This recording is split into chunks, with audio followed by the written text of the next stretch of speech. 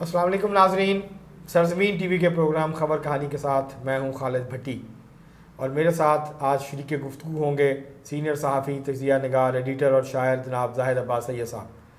آج کے اس پروگرام میں ہم دو موضوعات پہ بات کریں گے جو آپس میں جڑے ہوئے بھی ہیں اور جو غالباً پاکستان کی آنے والی اگلی سیاست کا تعین بھی کریں گے۔ پہلا موضوع جس پہ آج ہم بات کریں گے وہ ہے پی ٹی آئی کی طرف سے لکھا گیا IMF کو خط۔ اس خط میں تحریک انصاف نے IMF سے یہ کہا ہے کہ وہ پاکستان کی نئی حکومت کو قرض نہ دے اور جو بیل آؤٹ پیکج لینے جا رہی ہے وہ نہ دے۔ ایک تو اس کے اوپر بات کریں گے، اس خط کے ممکنہ طور پر کیا سیاسی مضمرات ہو سکتے ہیں، کیا اثرات مرتب ہو سکتے ہیں پاکستان کی سیاست پہ اور خاص طور پہ تحریک انصاف کے لیے۔ دوسرا موضوع جس کے اوپر بات کریں گے وہ آج قومی اسمبلی کا اجلاس ہوا ہے۔ اس میں تحریک انصاف نے جو ہے ایک دفعہ پھر شور و شرابہ کیا، آوازیں کسیں، اور خاص طور پہ ان کا نشانہ جو ہے وہ میاں نواز شریف بنے۔ یہ جس قسم کی سیاست تحریک انصاف کرنے کی کوشش کر رہی ہے، اس کا کیا نتیجہ نکلے گا اور اس کے نتیجے میں پاکستان کی سیاست کے اندر جو تلخی ہے کیا وہ کم ہوگی یا اس کے اندر مزید اضافہ ہوگا، اور جو پولرائزیشن ہے اس کے اندر بھی جو ہے وہ مزید اضافہ ہوگا اور سیاسی جماعتوں کی آپس کی جو لڑائی ہے وہ بڑھے گی۔ جب یہ سارے معاملات ہوں گے اور ساری توجہ سیاسی جماعتوں کی ایک دوسرے کو نیچا دکھانے پہ، ایک دوسرے کو نشانہ بنانے پہ ہوگی، تو پھر عوام کے جو اصل مسائل ہیں، جو غربت ہے، مہنگائی ہے، بے روزگاری ہے، اس کے بارے میں کب یہ مل بیٹھ کے بیٹھیں گے اور مل کے بیٹھ کے اس کا کوئی حل نکالنے کی کوشش کریں گے۔ تو ان دونوں موضوعات کے اوپر آج ہم بات کریں گے جناب زاہد عباس سید صاحب سے۔ زاہد صاحب یہ بتائیں کہ یہ جو تحریک صاحب نے خط لکھا ہے، جی جی، اور خط میں کافی تفصیل سے انہوں نے بیان کیا، خط رؤف حسن صاحب جو ہیں سیکٹری اطلاعات جی جی، تحریک انصاف کے، انہوں نے لکھا ہے، اور اس میں واضح طور پہ انہوں نے کہا ہے IMF سے کہ جو نئی حکومت ہے اس کو قرض مت دیں، یہ چور ہیں، ڈاکو ہیں، اور یہ جو ہے فراڈ الیکشن کے نتیجے میں آئے ہیں، انہوں نے مینڈیٹ چوری کیا ہے، انتظار کریں، آپ ہمارا انتظار کریں، مقصد یہ ہے۔ آپ اس کو کیسے دیکھ رہے ہیں اور یہ تحریک انصاف کس طرف اپنی سیاست کو لے کے جا رہی ہے؟ یہ جب خط لکھا گیا تھا اور پہلی دفعہ یہ میڈیا میں یہ بات پھیلی جی، تو میں سمجھتا ہوں کہ اس وقت جب IMF کی سربراہ نے یہ بات دو ٹوک انداز میں کہہ دی کہ ہم نے نئی حکومت کے ساتھ ڈیل کرنی ہے، جی جی، اور ہمیں کوئی فرق نہیں پڑے گا اس طرح کے خطوط لکھنے سے، ہمارا اس سے کوئی سروکار نہیں ہے، ٹھیک ہے، تو اس وقت دانش مندی کا تو تقاضا یہی تھا کہ عمران خان اس کی تصدیق کی بجائے اس سے منحرف ہو جاتے، ٹھیک ہے، سیاسی بالغ نظری کا مظاہرہ تو یہی ہونا چاہیے تھا، لیکن ایسا نہیں کیا گیا۔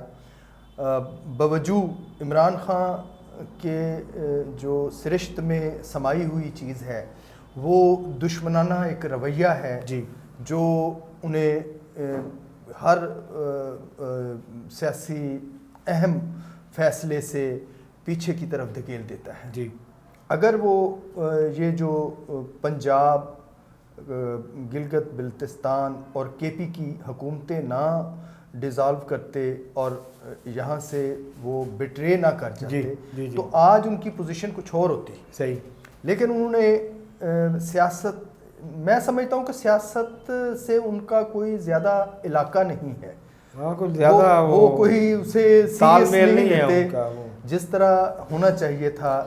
26 سالوں میں بہت کچھ سیکھا جانا چاہیے تھا انہیں۔ ویسے زاہد صاحب آپ کی سوری بات کاٹ رہا ہوں، ہاں، یہ بتائیے گا، مجھے تو یہ لگتا ہے کہ جیسے عمران خان صاحب نے یہ تہیہ کیا ہوا ہے کہ ان کا جو ذاتی مفاد ہے، جی جی، ان کی پارٹی کا مفاد یا ذاتی مفاد ہے، وہ پاکستان کا جو قومی اجتماعی مفاد ہے اس سے کہیں زیادہ اہم ہے۔ ایسا ہے نہیں، لگتا ایسے ہے، تو ان کے جو مشورہ کار ہیں وہ انہیں مروت جیسے اور ایسے لوگ ہیں جو انہیں یہ باور کرا دیتے ہیں، یا اندر سے کوئی معاملات ایسے ہو جاتے ہیں کہ انہیں کہا جاتا ہے کہ یہ قومی مفاد میں ہے، یہی قومی مفاد میں ہے۔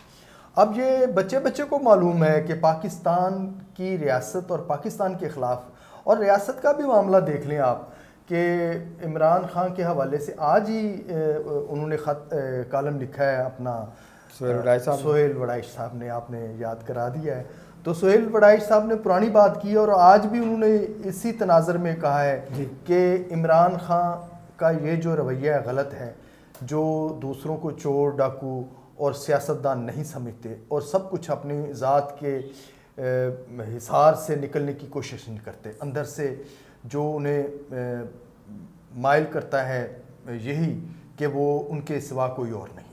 صحیح، پاکستان میں تمام سیاسی جماعتوں کو مل کر اب کام کرنا چاہیے, تبھی یہ معیشت کا جو ہے بحران ٹلے گا. مجھے تو ظاہر صاحب یہ سمجھ نہیں آئی کہ ایسے موڑ پہ خط لکھا ہے جبکہ عمران خان صاحب کو پتہ ہے, پی ٹی آئی کو پتہ ہے کہ پاکستان آئی ایم ایف کے پروگرام میں نہیں جاتا, اگر آئی ایم ایف پاکستان کو قرض نہیں دیتا تو پاکستان ڈیفالٹ کر جائے گا. ہاں یہ, اور اس میں کافی کردار ان کا اپنا رہا ہے کہ انہوں نے بڑی دیر سے یہ معاہدہ کیا, اور یہ کڑی شرائط بھی عمران خان کی اپنی ہے, کیونکہ اس سے پہلے تو یہ سراسر جو انتخابی وعدے تھے ان کے وہ یہی تھے کہ جناب میں خودکشی کر لوں گا اور میں آئی ایم ایف سے رجوع نہیں کروں گا. اچھا, یہ خط لکھنے کے بعد کیا اسٹیبلشمنٹ جو ہے وہ زیادہ سخت رویہ نہیں اپنائے گی پی ٹی آئی کی طرف, بجائے اس کے کہ الیکشن کے بعد مفاہمت کی طرف, مصالحت کی طرف معاملہ چلتا ہے؟ اب تک جو وہ ان کے واقفان حال ہیں وہ تو یہی کہہ رہے ہیں کہ عمران خان کی یک طرفہ محبت اب بھی ہے ان کے ساتھ. ٹھیک ہے, لیکن دوسری طرف سے جواب ہے. ہاں جواب ہے,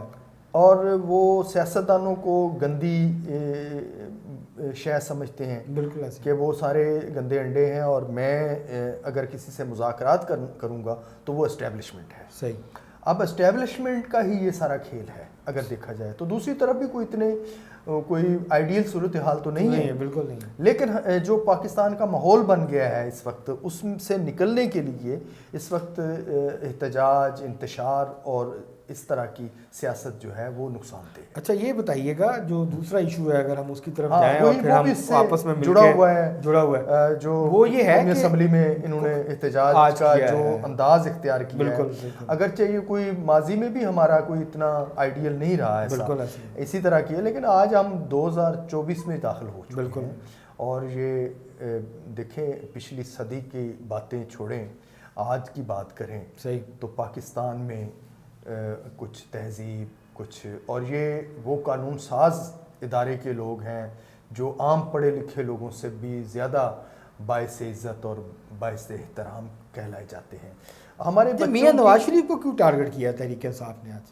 وہ تو 5-6 سال کے وقفے کے بعد اسمبلی میں آئے آج. اچھا, میاں نواز شریف صاحب کا اب ایگریشن نہیں تھی ان کی, نہیں وہ ایگریشن نہیں تھی, ایگریسو نہیں رہے, ورنہ جو ان کا ماضی ہے وہ بہت ایگریسو رہے ہیں. جی بالکل. ایون وہ پیپلز پارٹی کے ساتھ جو ان کا رویہ بہت زیادہ جارحانہ رویہ انداز اختیار کرتے تھے. بالکل. اور اس حد تک ان کے ساتھ کسی نے بدتمیزی بھی نہیں کی. ایسے ہی ایون آپ نے دیکھا ہوگا حتیٰ کہ بے نظیر جب پرائم منسٹر تھی اور یہ وزیر اعلیٰ تھے پنجاب کے, تو اس وقت بھی ان کی طرف سے جو لفظی جنگ تھی اس میں زیادہ تر تیزی انہی کی طرف سے, اور بہت شدید پروپیگنڈا کیا کرتے تھے. وہ ایک الگ بات ہے, وہ صدی بیت چکی ہے. صحیح. اب نئی صدی میں ہم داخل ہو چکے ہیں, اس صدی کے تقاضے کچھ اور ہیں. اب لوگ پاکستان کے حالات کا یہی تقاضا ہے کہ اس طرح کے جو واقعات ہیں اسمبلیوں میں اس طرح کی جو کاروائیاں ہیں ان سے احتراز کیا جائے. جو 2 دن سے جو کے پی اسمبلی میں صوبیہ شاہد کے ساتھ ہو رہے ہیں, ہاں وہ جو آج میاں نواز شریف کے ساتھ ہوا ہے, یہ اس سے تو نہیں لگتا, یہ تو بڑے ہی غلط قسم کے آپٹکس نظر آ رہے ہیں. بالکل صحیح. اس سے تو نظر نہیں آتا کہ پاکستان کی سیاست میں کوئی ٹھہراؤ آنے جا رہا ہے, کوئی مصالحت یا مفاہمت کی طرف ہم بڑھ رہے ہیں, بلکہ ہم تو ٹکراؤ کی طرف بڑھ رہے ہیں. ہاں, یہ قومی سطح کی سیاست نہیں ہے, یہ ایک عامیانہ پن ہے اس میں, اور بڑی ہماری ایک پاکستان کا امیج جو ہے جو وہ خراب کیا جا رہا ہے, ساکھ خراب کی جا رہی ہے. بہت شکریہ زاہد عباس صاحب, آج آپ نے ہمارے لیے وقت نکالا. ناظرین, یہ تھا آج کا خبر کہانی. ہم نے آج 2 خبروں کے اوپر بات کی اور دونوں خبریں آپس میں ایک دوسرے کے ساتھ جڑی ہوئی تھیں. امید ہے آپ کو یہ پروگرام پسند آئے گا. اب تک کے لیے اتنا ہی. اللہ حافظ.